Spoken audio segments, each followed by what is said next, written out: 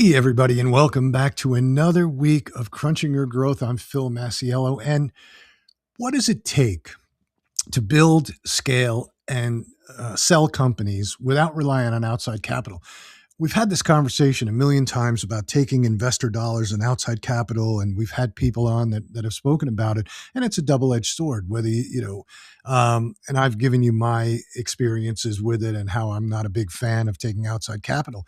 But it seems that there's a tremendous amount of entrepreneurs out there that view it as a badge of honor. And it's really not. It's really, it's not the best way of going about it. You have to do it. If you're going to do it, you have to do it once you've built value so that you have some negotiating leverage.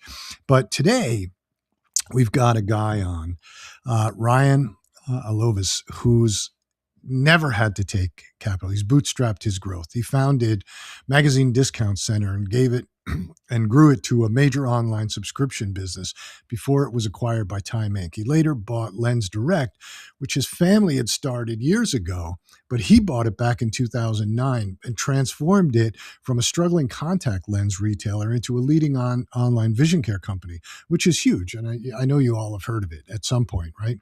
And he also serves as CEO of Pulse Health, a healthcare technology platform serving the life sciences industry. He's a partner in Go Answer, a 24/7 contact center combining experienced human support with AI-assisted technology.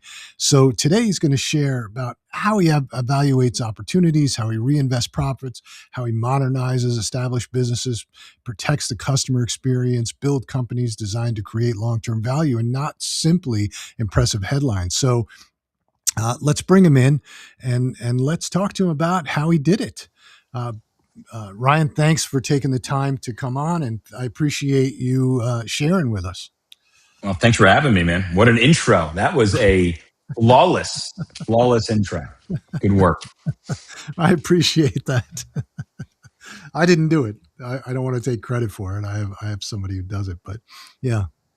Why don't you give us a little bit of a flavor of who you are? Take us back to what you've done, how you started, what really got you into entrepreneurship versus going out and getting a job. Right. Yeah. So I grew up in a very entrepreneurial family. Whether it was my father and his brothers opening up optical stores, movie rental businesses. Growing up around that, I'm not going to say it is the reason why I became an entrepreneur, but I think when you're there's something in you that if you're kind of exposed to it, it's almost like a little flame that becomes a fire. So I grew up in this household of entrepreneurs and I got to really watch my father go out and do it. And I think there was this sort of level of competency that he instilled in me. And I also just felt inherently that I had where I could go out and do things. So, my first jump in the business, I was a nightclub promoter in New York City. That was where I cut my teeth, and it started in high school. I grew up in Long Island, New York, and we would have these big parties. And I would bring all my friends from Long Island into New York City. They called us Bridge and Tunnel, which, I'll gladly wear that as a badge of honor. So I really fell in love with the world of business through nightclubs and sort of the science behind throwing a party, whether it was, the right DJ, the right flyer, the right promoters working there, the right door guy, negotiating the right deal. All these things sort of you put into the pot. And I think that's where I just fell in love with the world of business. And it almost was like, okay, I know I could do it. Like I felt like I was really good at this thing. I could throw the parties. It was successful. So that lasted for quite a while. I went to college at Indiana University where I started a cleaning company that failed miserably, but at least, I tried. And then after college, I was still promoting nightclubs. After I came home, I came back to New York from Indiana University. I moved to Manhattan. And while I was promoting nightclubs, it must have been 2005, 2006. My family had this opportunity.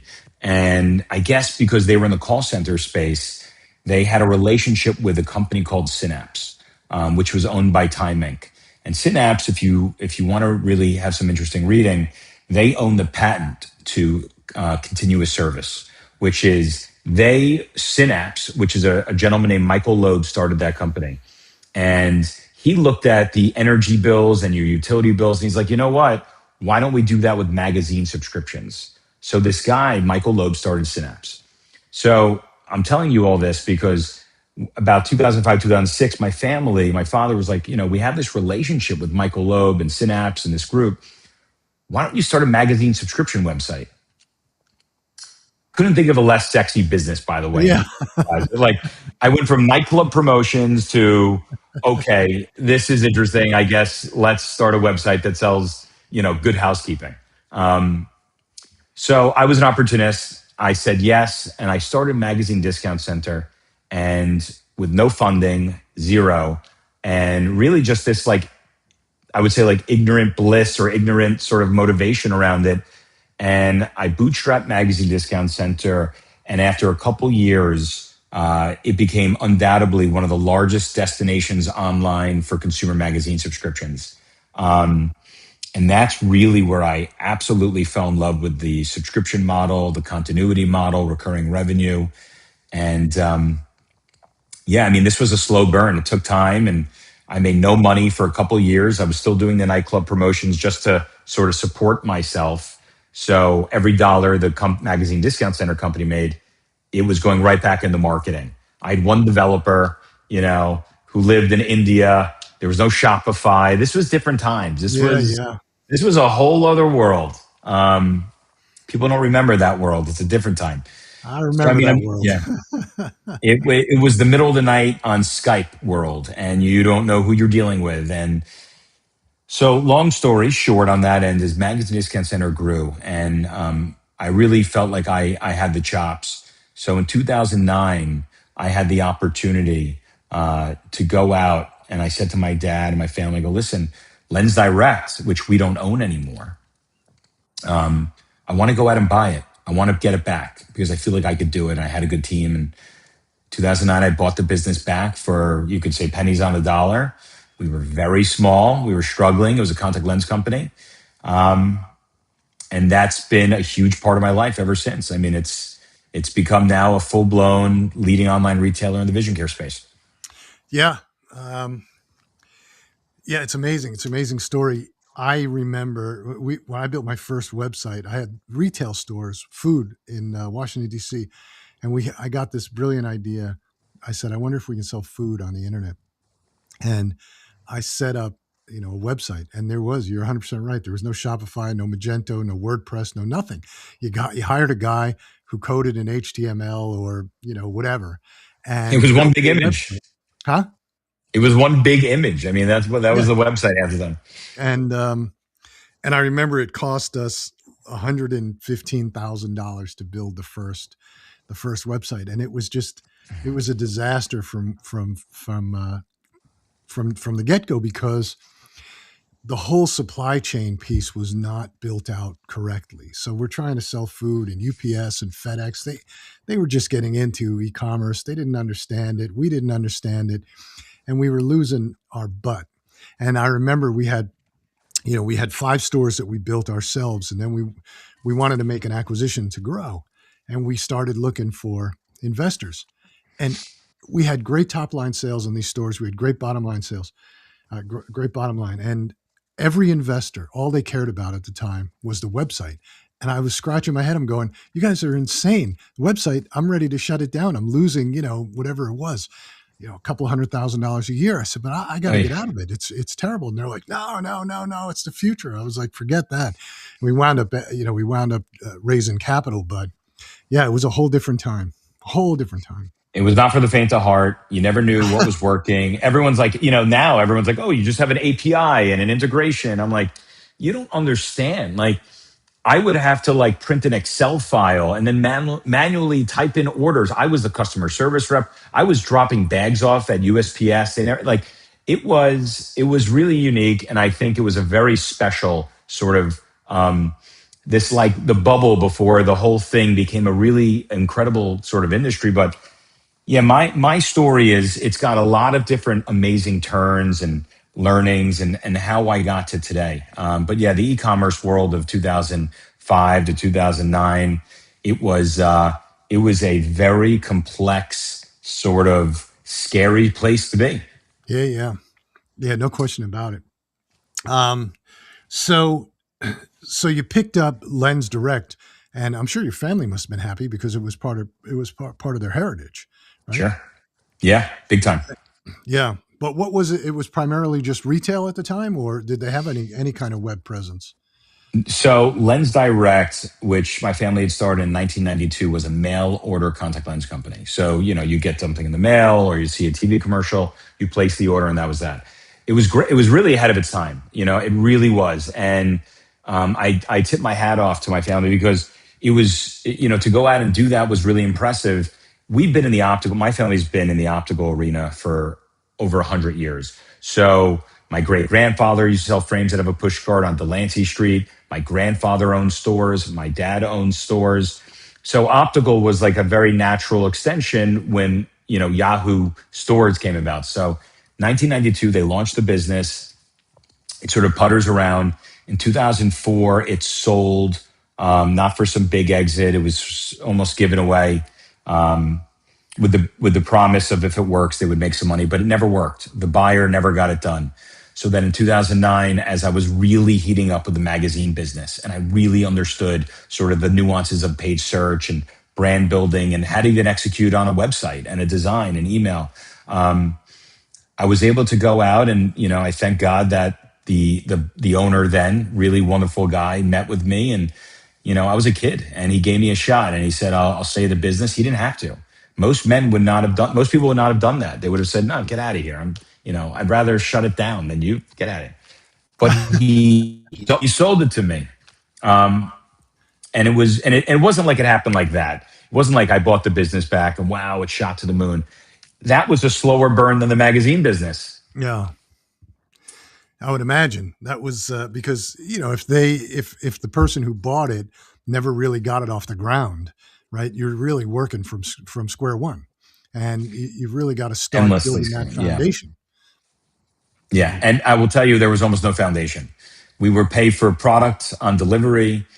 We had no terms. There was no marketing behind it. The website must have been built on sticks. I mean, everything that could go wrong went wrong. So it took and I remember, you're young and you've got this sort of drive and I'm like, I know this is going to be huge. And honestly, it wasn't for a very long time. And I think a lot of people would have said, you know what, I'm good. But it great things just take a lot of time, a lot of push, a lot of effort. I'm glad you bring that up because I actually have very strong feelings about the articles that I see all over the place. Inc. magazine, Entrepreneur magazine, they constantly put out these articles, and I think they're destructive because it's all about I started a side gig on Friday, and by Thursday I was a multimillionaire. It's very destructive because I think entrepreneurs. The reason I started this show 5 years ago was because I was mentoring at University of Maryland and Johns Hopkins School of Entrepreneurship, and I would see these young entrepreneurs talking to me about their business, and everybody thought, "Oh, I'm going to have this 10 page doc. I'm going to go out, I'm going to present it, I'm going to raise $100 million, and I'm going to be, it's going to be easy." And Hmm. I must have interviewed, between this show and my podcast and some other things, I must have interviewed over 2,000 entrepreneurs. I've never had one of them say, "Oh yeah, it was easy. I wrote a business plan, I started it, and it was great." I was making $500,000 in my first year in profit, and it was just everything was rosy. Never heard it. So I'm glad you bring up the fact that it wasn't easy, and you were actually even with the past success of your marketing on clubs and your marketing of the magazine business. No aspect, I will tell you, of any business that I'm involved with today is easy. Even when it's good, it's not easy. When it's great, it's not easy. I remember many years ago when it was smaller and I would always say, what, when we get to this number, it's going to be amazing. When we get to this, and then we would hit that number, I'd be like, oh God, it's terrible. This is tough. When we get to this number, it's going to be amazing. And I will say, and then I remember telling someone this that was, a seasoned, successful entrepreneur. And he goes, listen, dude, more money, more problems. And it's true. Bigger the business, bigger the problems. And I think for me, the idea of any success being easy is an impossible scenario. I don't Yeah. believe you could build a great business that's sustainable and with incredible customers and it being easy. The reason I loved Lens Direct from the jump, by the way, forget the family component, sure, that was one aspect of it. The reason I loved Lens Direct is because of the name Lens Direct. Oh yeah. I knew, I knew that with that name, you felt like you've heard of it before. Sure. So all of this like sort of marketing around building a brand, I'm like, listen, I don't even know if I could work half as hard on the marketing side as that person and go twice as far because of Lens Direct. So that to me was like that was the sort of light bulb moment for Lens Direct. But beyond like sort of these little nuances that I was able to kind of angle with, nothing was easy. And whether it's Lens Direct, whether it was Magazine Discount Center at the time, whether it's Pulse Health, which we didn't get into, or Go Answer, any one of these companies has its own set of problems or challenges.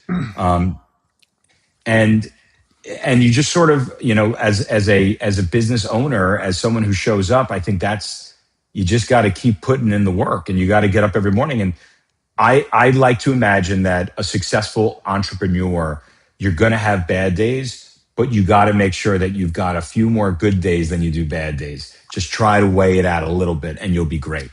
Yeah, I agree. I mean, that's really where the struggle occurs, is not in, the good days, it's in the bad days. And like you said before, there were times when people would just go, that's it, I've had enough. And people do it, but persevering through and figuring out how to solve the problem is, I think, part of success. It doesn't come easy. So the solution to No, the problem no. never comes easy, and you have to use outside resources. You have to get other people involved. You have to have somebody to talk to, somebody who's been there. It's a complex world. I But don't, just and yeah. yeah. What were you No, going go to ahead. say? No, go ahead. I was going to say that, you really learn a lot about yourself when you have those really dark moments. And I could tell you with each business we've had these dark moments, whether it was I don't know how I'm making payroll next week, or they just shut us down, we can't get product, or Google just knocked us down and we're not even showing, the websites crashed. I can go on and on with the amount of challenges that we have faced. But I think there's this element of being really optimistic and really realistic that you need to sort of marry. I always felt like it's going to be okay. My sister and my wife hate it. I always say it's all good. Like, why do you say that all the time? I'm like, because it is really, I've seen a lot and it is all good and it usually will be all good. But I think the hardest part is staying super optimistic and then also being realistic and knowing what the problems are. If it's payroll, well, let's look at the numbers now. Right now, let's look at the business like it's a helicopter and we've got an apocalyptic sort of situation outside and we got to lift, get everything off the helicopter. So you have to be super optimistic and you need to really just own it and understand the problems. Otherwise, you're gonna bury them and they're gonna bury you. You know, um, I have a friend, Vern Harnish. He wrote Rockefeller Habits and Scaling Up, and he founded EO and YPO and all that world. Birthing of Giants, great guy. And about I guess it was probably about 28 years ago or so, he started preaching the one-page business plan that was updated pretty much quarterly, not annually. And it was one page. You could focus on it, keep it on your desk so you knew where you're supposed to be. And he had a series of KPIs, and I still use it to this day, and I still preach it to people because, like you said, there's problems. There's always going to be problems in business, but you have to be aware of them before they become major problems, right? If Yeah. it's going to be payroll, if you're going to be short on payroll, you want to know that a week before, 2 weeks before, or whatever it is. And so if you manage your KPIs, if you're looking at your KPIs constantly, you're managing your cash, you understand where everything is. You have to be realistic, because I see a lot of people get, or a lot of founders that get caught up in the hype hey, we had a great week, we had great sales, but they're not paying attention to the numbers every day. So things catch them by surprise. And that's when things get hairy, right? That's when you run out of cash and you have to go and figure out how to get cash and how to get it quick. And that's when problems occur. So I think And if you're you don't want that. You don't no, want that.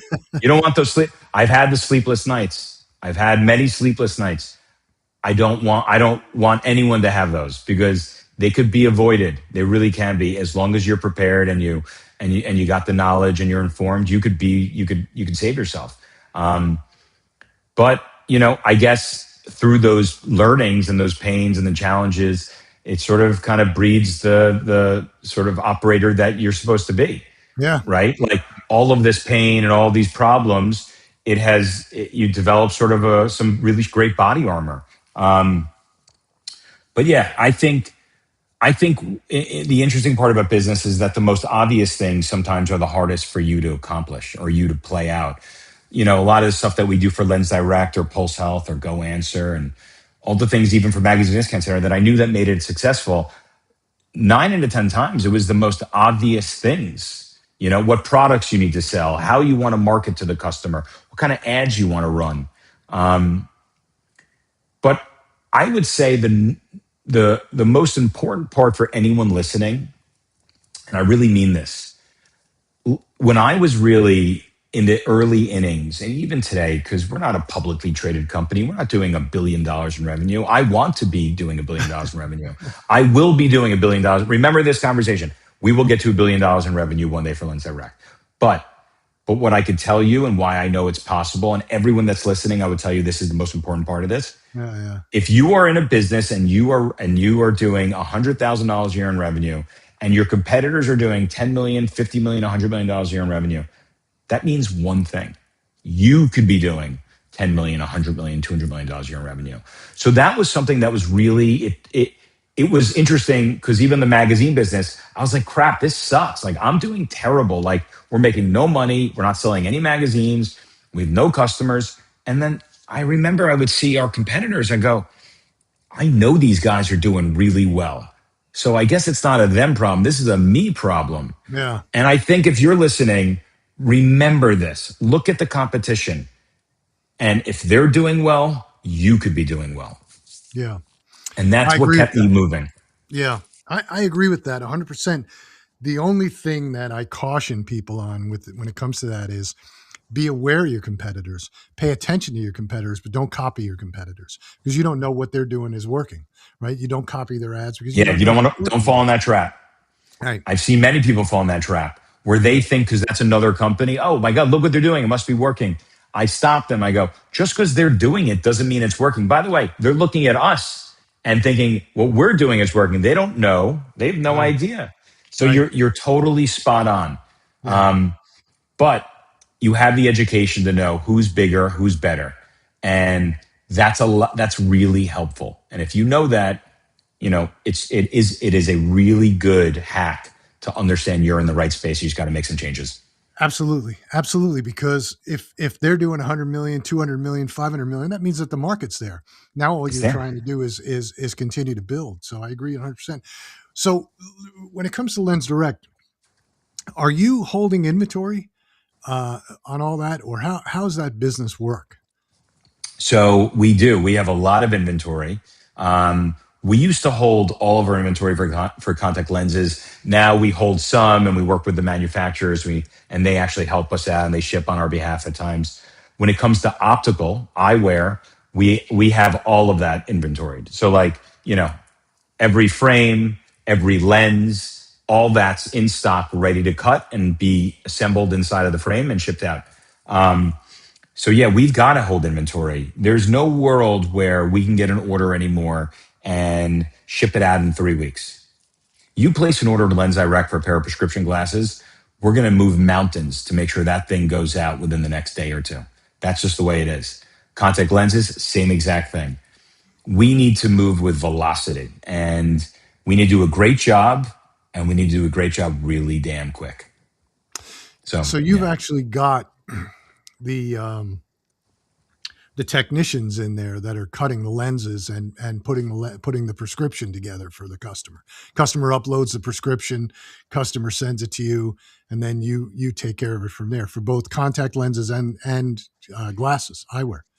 Well, for eyewear, you really, so, back in 2020, literally a minute before COVID, we were a contact lens company, and Right. we had this big meeting, and we wanted to make a big change. We're like, listen, we want to be an optical company. We want to be a vision care company. We don't want to be just contact lenses. Contact lenses is great, but it's a commodity, and we got low margin, and it's a medical device, and we're competing with every mom and pop and this and that. So we knew that we had the contact lens business down, but in 2020, we made a massive investment into becoming an optical company. So we went out and actually bought the machines, MEI, these edgers, that we can get a lens. It's a hockey puck now.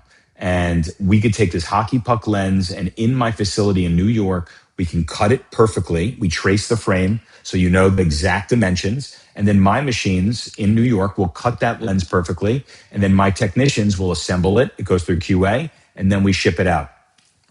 We are unique. We are unique in the sense that we do all of that in house. So what was one machine became two machines, became five machines. So when you place an order with Lens Direct, first of all, we're a family run business. We're not some private equity driven, publicly traded business that no one knows. We're boots on the ground, and that order is being cut and assembled in our facility and going out from there. That's amazing.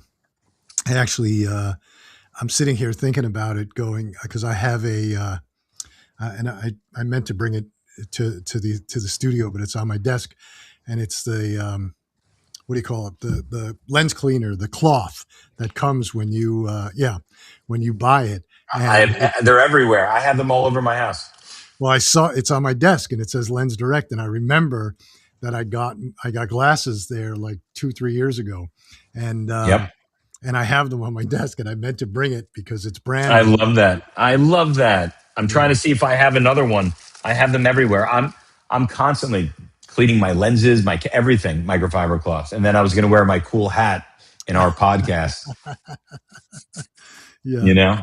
I can bring it this way too. So now we're really rocking. Yeah. Yeah. Um, so I think for us, for Lens Direct, it's a very complicated business, and we want to make sure that we're executing at the highest level, and that really happens. It starts at the ordering experience online, to the communication, to us having access to the right machines that cut those lenses, assemble and ship them out. It's a highly nuanced business, and it's very complicated. So the stuff it takes time, and we worked really hard at perfecting the process, which is everything. Yeah. Absolutely. Yeah. And I think we've as on the consumer side in e-commerce, we've gotten so accustomed to having things turn around very rapidly, and people don't want to wait. They order, they expect it to come in the next few Yeah. days. So because Immediate I do, gratification. yeah, but I do know that there are some lens companies out there that are offshore. So you're placing an order, and it's probably coming in 2 weeks or so, and 2 weeks, that's generous. It might be a month. They're making it in China. Then they got to ship it to this place, and that's a month. That's if things go right. I can't tell you, in the world of optical, it is a medical device. You're getting a frame, you're getting a lens. The pupils have to be in the right position. The prescription has to be perfect. It's a month when it goes well. When you deal with a company that's not Lens Direct and whomever, whatever it is, and things don't go well, yeah, well, buckle up, baby, because it might be 2 months after that, and it might be a hell experience. So the the problem, and I think what is also amazing, is that we are, as you said, we're accustomed to this. We ordered it. We want it now. We're getting it now. yeah, And I'm also to blame for that. I just right before the call, I noticed I was out of espresso. I ordered an espresso on Amazon. I'll have it. I think they might drop it off in 5 minutes. I don't yeah, even know.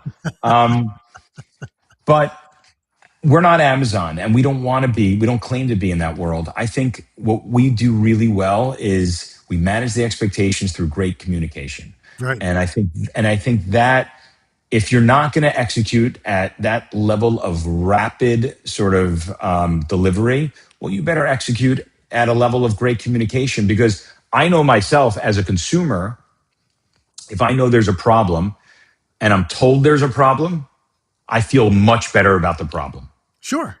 And I think that's something that a lot of people don't do, and I think they should do that more. They should be right in front of that issue, and I think that helps a lot of businesses and consumers feel good. Yeah, I think communication is key. But I was just thinking, my daughter had to get she has prescription sunglasses, and she went to the optician, and it literally took her a month to get new glasses, Mm. and they weren't right when they came. She had to bring them back again and get them fixed. So Yeah, I think, listen, for Lens Direct, we compete with every eye care practitioner on Main Street. We compete with every big box retailer. The reason that we are, I believe, winning is because of how we are able to execute. Stay home, place the order. You can do virtual try on. We'll ship the frame right to you, and you're going to save a whole lot of money. I know when I go to a store, let's say optical, if someone goes to an optical store and you get a pair of glasses, you get a pair of progressives, that's going to cost you $500 to $600, sure, $700. Go to Lens Direct, you're spending $150, $125. We even do single vision. If you wear single vision glasses, you go to Lens Direct and get away with spending $30 to $50 on a pair of glasses. Where are you going to get that where you could stay home and get something that is incredibly high quality, that is done with a business that has a soul and a purpose? It's unique. I was going to show you something very cool. So we bring up price and buying in a store. So we just launched Lolo's, which is children's eyewear brand. And I used to wear glasses as a kid. I had the worst prescription. I mean, it was a Coke can. I mean, I'm holding this. I think this is what I would wear. Um, and I remember it was a miserable experience, and I love sports and I wore glasses. They would fall off. So I'm really proud of this. I have two little boys, and thank God they don't need glasses yet, but a lot of their friends do. We launched Lolo's, this children's eyewear brand. I'm going to show you how cool these are. This would cost you $200 in a store. For us, $69 prescription eyewear. This is beautiful kids nice. eyewear, but you want to see the coolest part, Phil? Look what I can do without them breaking. This is our new technology. It's called Oops Tech. Oh man, Doesn't break. oh man, you're hurting me. Isn't that cool? Yeah, Cool, right? yeah. And if it doesn't fit, you see the temple tips. Oh, So we got Lolo's. So yeah, I mean, I think we talked about the obvious stuff for me and like what we need to run towards for the business. And children's eyewear was something that we weren't touching. It's like, why weren't we? So like, I think you have to sort of look at your business and go, what are the obvious things I need to run towards? And you got to execute at that level. But our goal was always to provide great value to the customer with a quality product and great customer service. And I think we're doing that. And I think we're moving the needle every day and trying new things to make it better for the customer.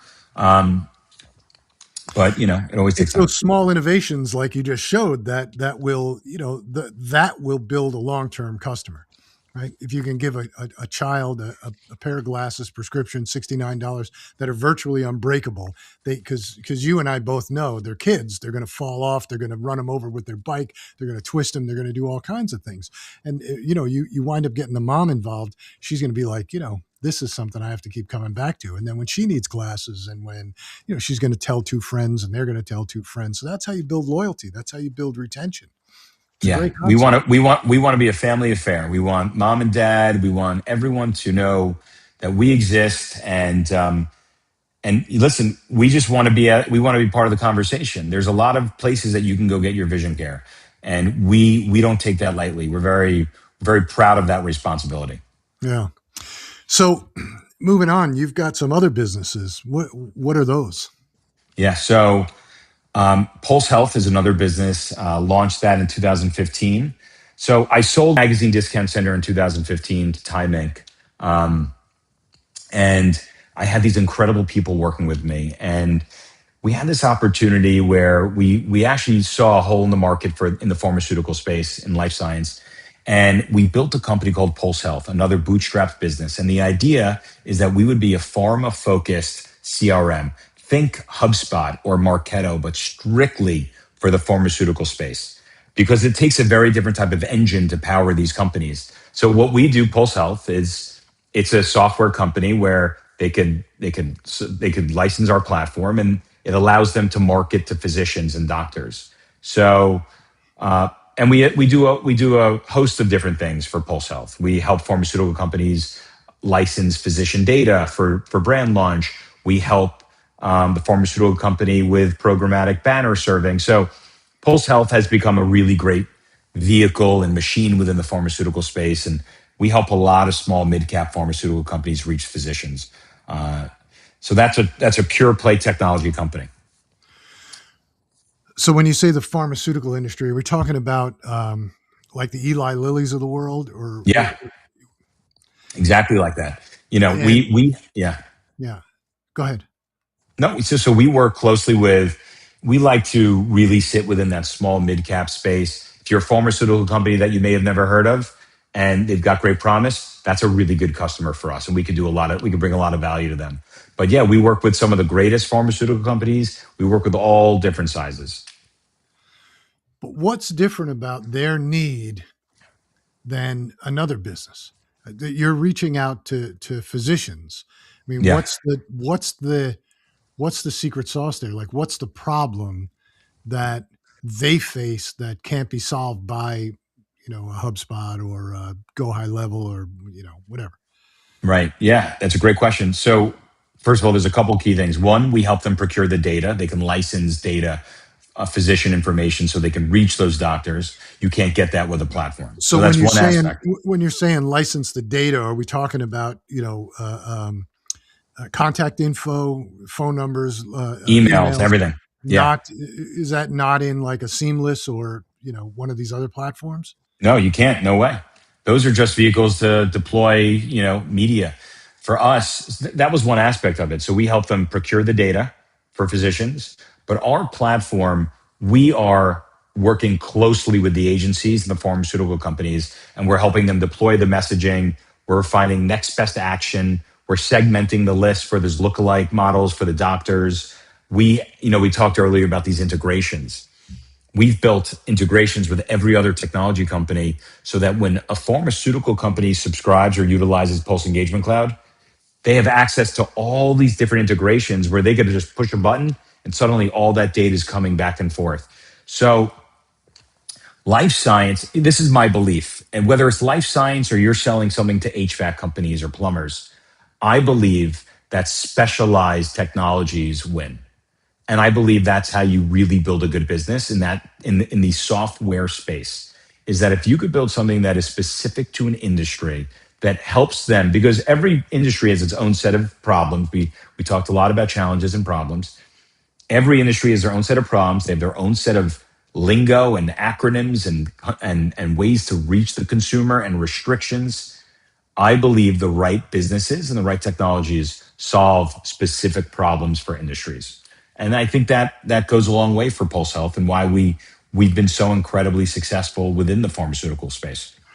Yeah, I would agree with that. I think that uh, you always want to niche down because that's where you have the best chance of success. Because you're right, every industry has its own set of problems and its own uniqueness. So when you can take a platform and say this is built for this industry, I think you're 100% right. You have a better chance of winning. I was just curious what was so unique about that industry. But then, when you start thinking about the regulations around it and how you can talk about it, I would imagine it's probably even how you can advertise it. It's infinite, and I mean the regulations is just one component of it, and sort of how we approach the customer, the client. But it all comes down to our set of technologies within the company, and we keep building new technologies that support the customer that other platforms just simply can't do or they don't do. Right. We look at our ability to talk to the life science arena as a strength and our ability to identify their specific problems, not everyone's problem. To me, that's a really great strength of Pulse Health within life science. Yeah, I agree with that. You can't solve everybody's problems at once. If you're going to build something, you want to focus. Like with Crunch Growth, we only focus on consumer products because that's our strength. That's what I know. I understand how to talk to consumers. We do beauty, primarily beauty, food, personal care, and toys and games. That's Yes. you know. So now imagine someone said, "Hey, Phil, why don't you work with the pharmaceutical space reaching Oh doctors?" no, You we've would turned that say, down. "I'm good." We actually did talk to try to help somebody that was in the nutraceutical space, vitamins and things like that. And it was just a nightmare, and we passed it off to somebody else because we just don't understand that business. There's too many regulations around it, too many restrictions in how you can advertise, what you can say. It's just not something that we're experts in. So we turn it down. And we turn down people all the time, industrial, Yeah, real estate. It's just not something that I understand or can do. Um, there it is. You you said it. know, Jewelry a little, but we stick to what we know, which is again, beauty, personal care, and food. Those are our main ones. Uh, that's what we understand. So, Yeah, um, you got to stay in your lane sometimes, usually if you stay in your lane, you end up going just as far, if not further, than a guy switching and weaving in and out. oh, you can't, you can't. These people that come to us all the time and like, oh, you we can get you, 8 new clients in a month. We've been doing our own outreach for 10 years, but we can get you 8 new clients in a month. How do you know? You don't know what you haven't even asked me what I do yet. And you're sending Yeah, me this pitch telling me that I you get can those do same ones. Oh my god. it Yeah, drives me insane. I And know, I know. I comment on them all the time. I go, is this the best you got? This is your pitch. This is the pitch. I just That's want to very kind of understand. you. I don't even do that, but that's nice that you reply. Sometimes I do. Sometimes I can't help myself. But Yep. um, so and then there was something else that you have, another business Go you have. answer. Yeah, so Go Answer. Family's been in the call center space for as long as I can remember. And in, I think it was 2012, we launched Go Answer. And originally, my family was in the outbound business. So we had call centers and we would call people. We never answered the phone. So in 2012, we made a big push. And actually, that's family run by my cousin Adam. So I'm a partner at Go Answer. Go Answer is a 24/7 outsourced contact center. We opened up our first center in St. Lucia. We're near shore, BPO, and we just opened up our second center. It's almost 100,000 square foot, beautiful state of the art facility in Belize. And we pick up phone calls and handle chat for companies that you've heard of. Some of the greatest companies in the world use Go Answer to pick up their phone and handle all of their customer experience. Yeah, it's an interesting business. I had a guy on early on a couple of years ago who was in the call center business, and it's an interesting business. And I asked him, and I just for my own, just because I was curious, I said, "Do you think AI is going to change your business?" And he swore up and down that AI was going to kill the call center business. And I said, I don't agree. So because people still want to talk to a human and they still need human interaction. I think there are pieces where AI can affect it, but I don't think that it's going to kill. Just like 3 years ago, we were hearing, AI is going to kill businesses. People are getting laid off. All those companies are hiring all those people back because they need them. Yep. Anthropic just hired, I think, 300 copywriters. 300 copywriters. So everybody's saying, "Oh, AI is going to write copy." Okay, well then, what do you need copywriters for? Well, you need guardrails. You need somebody to look at it. You need somebody to make sure that AI is doing what it's supposed to do. Yeah, I think the conversation around AI and the call center space specifically is there's definitely a fear, right? Like there's no part of us that's like, oh, we're untouchable. It's going to be amazing forever.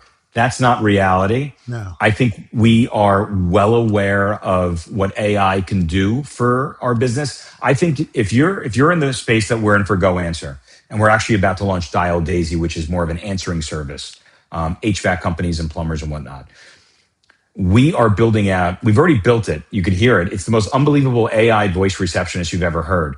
But our sort of thesis is that we don't believe that it's going to be all AI and no human. It's right. got to be both. And it's going to be both for quite a while. But there are AI efficiencies that we're going to be leveraging. Like, for example, We were just at CCW, big conference for call center week, right? So every call center is there and all these great new technologies. I was blown away. So some of the technology that I saw where AI is brilliant. AI built technology. There's technologies out there right now, and it's very expensive, and it's getting cheaper and better, just like all technologies do. Where if you speak with someone that's, let's say, in China and they're speaking Mandarin, this AI, this tech sits in the middle and will take their voice and in real time convert it into English, my language, right? That's one thing that is happening, and that's going to be nuts. The second thing that's really interesting is the ability for AI. If you call like the Philippines, for example, and there's an accent, right, or anywhere else, there's technology out there that's coming through, and it's getting built and getting better, where it can take an accent, a heavy accent, and neutralize that accent completely. Yeah. So, is AI taking everyone's jobs? No. Is AI making what we do really better, smarter, stronger? Totally. Are we aware that we don't have a crystal ball, and in 5 years from now you're gonna hear from me and I'm gonna go, Phil, boy, I was wrong. Like, we're fucked, we're screwed. um, I think we are very aware that with AI, maybe you don't need thousands of agents, maybe you need less, but I still think humans reign supreme. And I know when I call a company and I don't get a human, I know how that feels. And we all know, everyone listening to this, you know how that feels. So what do you think? Is AI taking over? I don't think it's taking over, but I think it's getting there and it's helping. Well, in my industry, in the marketing side, advertising and marketing, 3 years ago, as soon as agentic AI came out, everybody's like, "Oh, that's it, it's over," blah blah blah blah. The reality is, it's not. Does it help? Absolutely. Do I use it? Absolutely. We use it every single day. Is it taking over? No, it's not going to, because at the end of the day, you're still dealing with people, and people want to deal with people. So we can use AI. We can use it for ideation. We can use it to give us the concept to write some of the copy, but you still need a human to make it sound human. And when it comes to advertising to humans, you cannot take AI and say, make the video, make the images, because customers reject it. Once you say, I'm authentic, and this is what I stand for, but I'm going to give you AI slop and give you an AI video, I'm not authentic. It just goes against the whole brand. So it Yeah. falls apart. Now, does it work in other industries? Absolutely. Real estate, it'll work well. You could bang out AI videos all day long for industrial, for real estate, but not when it comes to dealing with people, dealing with consumers that are going to buy your product. It would be the same for you. You're trying to build a relationship with a customer. You're in Lens Direct. You're trying to say, hey, we're authentic. We have a mission. We're people. We're family owned. And then you're going to put up some AI created imagery, and then AI created video blows the whole cover. So Yeah, I I don't think believe AI it. is. Yeah, I don't believe that. I think AI is meant to do what it is today. It's meant to add real efficiencies to our execution, Yeah, whether it's and it data does that. entry or something else. But here's the truth, right? Like, we all talk about AI. Is it taking over the jobs? Is it killing everything? When the internet was birthed, right? Everyone's like, "Oh my God, the internet's here. Exactly. All these stores are shutting down. It's over. It's Armageddon." I could go out right now and buy everything I need by leaving my computer and my phone at home. I can go drive somewhere and buy it. So it's the same thing with AI. We are not. We this is going to be. It's not going to be 100 years from now, but it's also not going to be next year. Right. We are going through the next iteration, and it doesn't mean everything before it goes in the garbage. It means that everything before it might still exist, but maybe it exists in just a different way, Yep. or with the support of AI. I don't know. I don't have this apocalyptic sort of perspective, No, but I neither am do I. aware. But I am aware that data entry and certain aspects, when it comes to AI, it's unbeatable in terms of time and how much faster. If I get a legal document and I upload it to Claude, for example, and I say, tell me what I need to worry about. I'm the buyer, he's the seller, whatever. Within what, 10 seconds, it's being reviewed. And I'm not saying that will replace the lawyer, but it will certainly and really quickly identify what things you need to look at and how you can approach it. Just Sure. that, it's amazing. We use it every day for data analytics. We get a report every morning because we built an agent to do it that goes out and looks at all the ads we're running and tells us what worked, what didn't work, what we have to change, what we shouldn't change. And we just don't want it to create the content because the content is what's connecting to the customer. The rest of it on the back end, customer doesn't know, customer doesn't see it. So yeah, No, no, it's helping you run your business. yeah, absolutely. It's a great conversation. I appreciate it. We're out of time.